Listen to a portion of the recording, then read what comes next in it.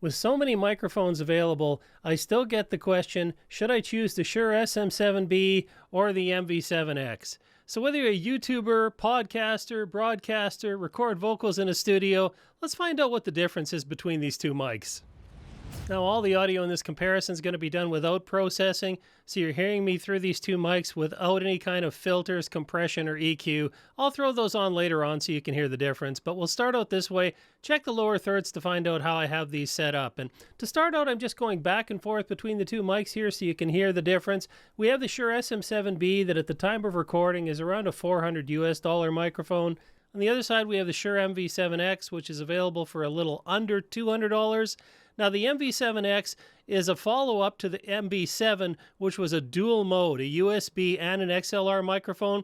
But in the MV7X, they took away the USB but upgraded the XLR circuit to give you a little better audio. And so this will give you an idea of what the sound is like on these two microphones. Now, I want to go ahead and talk about more than just the sound. When it comes to noise reduction, handling noise, background sound, all of that is a big deal. So I've gone ahead and I've turned up the fans to full on my PC so that it's making as much noise as possible in here. And I'm just going to be silent for a minute so you can hear what each mic is picking up.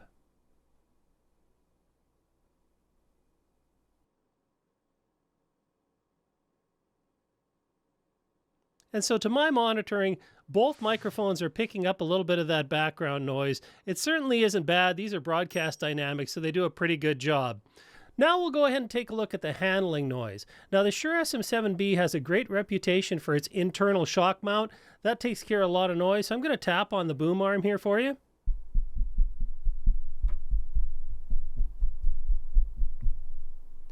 Okay, and now we'll move over to the MV7X.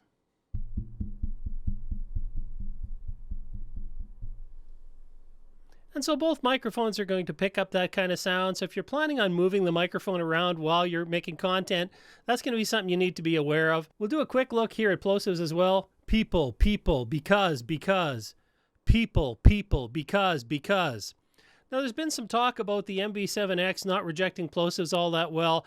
I'm just going to show you, a lot of people will just simply swap out these pop filters. I'll take the one off the SM7B, throw it on the MV7X. People, because. That makes a bit of difference. The main reason is because it's a little bit longer pop filter, keeps you further away.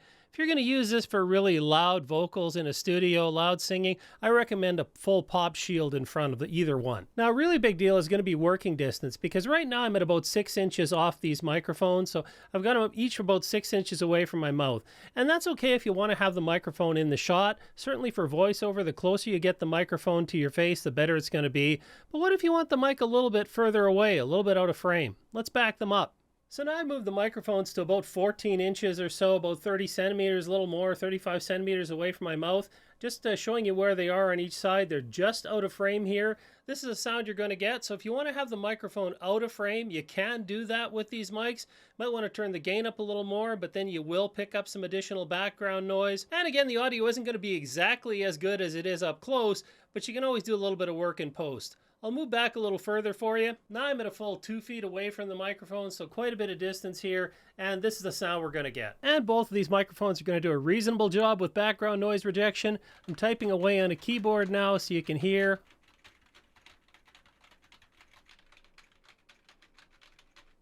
And so again, both of them pick it up, but not terrible. And now that you've been listening to me for a while on both microphones, can you tell the difference? Am I speaking to you on the Shure SM7B or the MV7X? Check the top corner to find out. Now, of course, we can add up some EQ and compression to either of these microphones to change the sound, get a little more what we want. I have a little noise reduction in here too. So this is the MV7X. I have the microphone on my right-hand side, and it's also on the right-hand side on the screen. Now you hear me on the SM7B. I have it on my left-hand side, and I have the processing on the left-hand side. You can see they're very similar. All I've done is add a little additional bass boost into the MV7X to just compensate for that difference a bit. Other than that, compression is the same on both, and the exciter is the same on both, so no real advantage of one over the other. Is there enough of a difference? Would you buy one or the other? Let me know in the comments below. So how do you choose? SM7B, MV7X. They both get the job done. With a little bit of EQ and compression, you can get a very similar sound. Depends to where you're using it for. You know, if it's coming through YouTube, already the audio isn't going to be pristine like as if you're doing a recording in a studio that's going to be mastered and released in a digital format. So you got to consider that. The other thing is construction on the 7B, a little more robust than the MV7X. You could have heard that when I was doing the test with handling noise. It got kind of a hollow sound from the MV7X, more of a low thud from the 7B. So if you're going to move it around a lot, that might be a deal for you. The other thing is the pop filter. 7B has a better pop filter than the MV7X. Sure, you can buy one and put it on the MV7X, but that's more money. So now you're starting to bring the price closer again. The 7B also has a presence boost and a high-pass filter built in. I'll get into those in more detail in a further review on the SM7B, but that'll help you shape the tone and also eliminate some of the thud and handling noise right within the microphone. Yeah, we can add those up in post-processing on the 7X, so that's probably not a deal breaker. When you add them up back and forth, is it worth the extra money? You have to decide whether those extra features that come on the 7B are worth it. Now, if you're interested in looking at other alternatives beyond the 7B and the MV7X, check out one of the videos on the screen. As always, thanks for watching. I'll see you next time.